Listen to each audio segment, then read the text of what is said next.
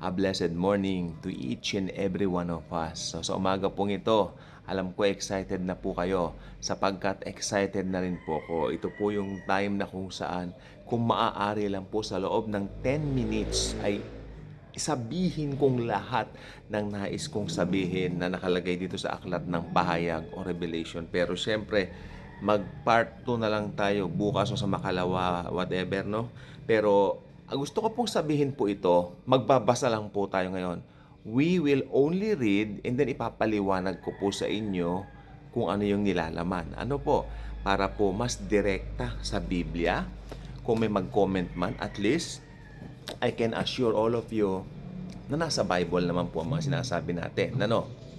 Dahil mahalaga po na malaman natin ito sapagkat kaawa-awa at kahabag-habag po talaga yung mga maiiwan pagkatapos ng rapture.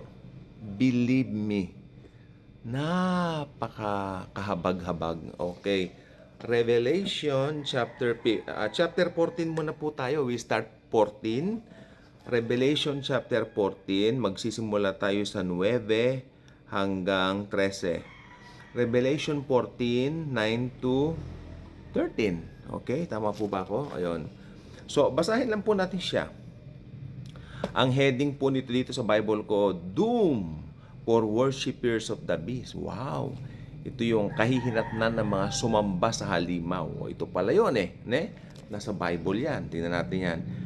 Then, another angel, a third one, pangatlo, followed them, saying with a loud voice, pakinggan nyo to ha, if anyone worships the beast and his image and receives a mark on his forehead or on his hand, makinig po, dito po sa verse 10, he also will drink of the wine of the wrath of God. Kaya mo, natatandaan niyo doon sa mga nakaraang vlogs and videos natin, may mga sinabi po ako doon na kapag ka natatakan na kayo, selyado na kayo ni Satanas. Pag-aari na kayo ni Satanas. No turning back. Tayo may kanta tayo, yung ano yung yung no turning back, yung Christ is enough for me, di ba? Maganda yung lyrics no. No turning back, tama. Ganon din po, pag natatakan na kayo ng 666 at nagpatatak kayo ng 666, no turning back. Kasi ang liwanag po dito sa Bible, He also will drink of the wine of the wrath of God, which is mixed in full strength in the cup of his anger. And he will be tormented with his fire. And he will be tormented with fire and brimstone in the presence of the holy angels and in the presence of the Lamb. Napakahalaga ng presence si Jesus dito. Sa presence ng Panginoon, matutupok po sila. Ayan po yan. Tignan po ninyo ha. Uulitin ko. Ulitin ko po.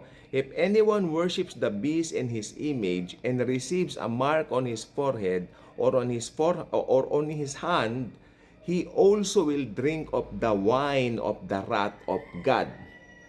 He also will drink of the wine of the wrath of God, which is mixed in full strength, F-U-L-L.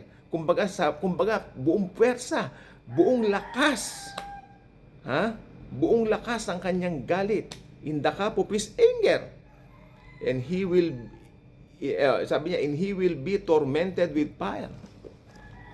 Yung buong galit ng Diyos nasa kanya na kung tinanggap mo ang mark. Sabi ko po, kaya po, kung sakaling naiwan kayo, please, at naparoon nyo man itong video ito, huwag kayong magpatatak. And he will be tormented with fire and brimstone. In the presence of the holy angels and in the presence of the Lamb. Jesus Christ po yung Lamb of God. Alam naman natin yan. Makinig po mabuti. Ito pong talatang 11. And the smoke of their torment goes up forever and ever. They have no rest. Makinig po. They have no rest. Day and night. Those who worship the beast and his image. And whoever receives the mark of his name. Walang kapahingahan yan. Pinahihirapan sila doon. Araw-gabi, at yung usok ng kanilang pinagpapahirapan talagang yes. Talagang gumaganyan-ganyan pa yan, ha? Di ba? Ha! Ito po ay nakasulat po sa Biblia, mga mahal kong kapatid at kaibigan. No? Ito po ay mangyayari. Hindi niyo ba nakikita yung mga balita ngayon? It's too close! Kaya kung hindi niyo pa tinanggap si Jesucristo as Lord and Savior, now is the right time. Now is the right time. Makinig pang mabuti dito sa 12. Here is the perseverance of the saints. Ito naman yun. Meron namang mga nag-persevere. Ito yung mga tribulation saints.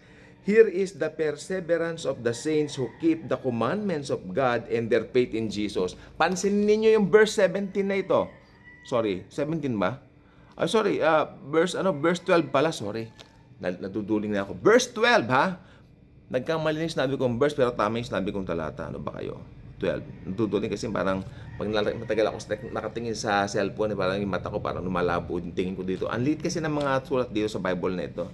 Kaya bibili ako ng printed na Bible na malaking printing. Magkano kaya yon? Baka malaki rin ang presyo. Okay lang, di ba? Pero kasi pag gumagamit naman ako ng tablet, talaga yung mata ko parang minsan, ewan ko no? 12. Revelation chapter 14 verse 12. Here is the perseverance of the saints who keep the commandments of God and their faith in Jesus. Pansinin niyo, combination ng faith in Jesus and the commandments of God. Pagkatapos po ng church age, makinig po kayong mabuti. Pag natapos na po ang church age, pasok ang Great Tribulation. Tapos na rin po, pag natapos ang church age, tapos na ang age of grace. Tapos na ang grace period. Amen? Tapos na po. Kaya ang kaligtasan noon, hindi na po yung manampalataya ka lang kay Jesucristo, maliligtas ka. No. Hindi na yung manampalataya ka sa tinapos na gawa ni Jesus, hindi na po ganun during that time. Okay? Pero during that time, ang way of salvation is, may faith ka kay Jesus, at the same time, you follow the commandments of God. Sariling effort mo. Sariling gawa mo. Tapos na yung dispensation of grace. Always remember that during that time. Pero I believe, sa pag-aaral ko pa rin, may grace pa rin doon. Bakit? Kaninyo? Sapagkat binibigyan pa rin ng chance ng Diyos na maligtas ang mga tao, maski doon sa Great Tribulation. Yun nga lang, sariling dugo na nilang ibububo nila para maparangalan si Kristo. Grace pa rin yun eh. Akalain mo, pag nagbubo ka ng sariling dugo mo maliligtas ka pa rin, di ba? O, hindi mo ba alam na grace pa rin yun? Ano ba naman yan? Grace pa rin yun. Pero hindi katulad itong church age. Kaya ang pinakamagandang time na maligtas itong church age. Okay, bilis naman ng TikTok ng oras. Oo. Okay, dito na po tayo sa 12. Panghuli na pala tayo 13. And I heard a voice from heaven saying, Write, blessed are the dead who die in the Lord from now on.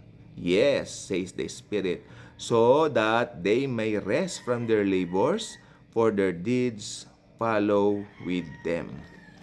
Yan.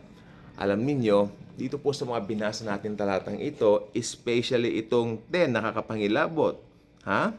Sapagkat sabi niya, if anyone worship the beast and his image, and receives a mark on his forehead or on his hand, he also will drink of the wine of the wrath of God, which is mixed in full strength in the cup of his anger.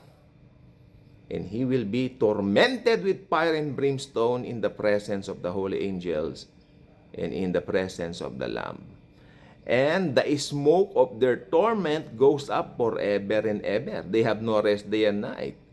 Those who worship the beast in his image, and whoever receives the mark of his name. So, ang pinaka-purpose ng video natin ngayon is kung sakaling naiwan kayo, do not in any means, do not in any ways receive the mark. Gutom na kayo. Yes, ganun talaga ang pakana ng dyablo.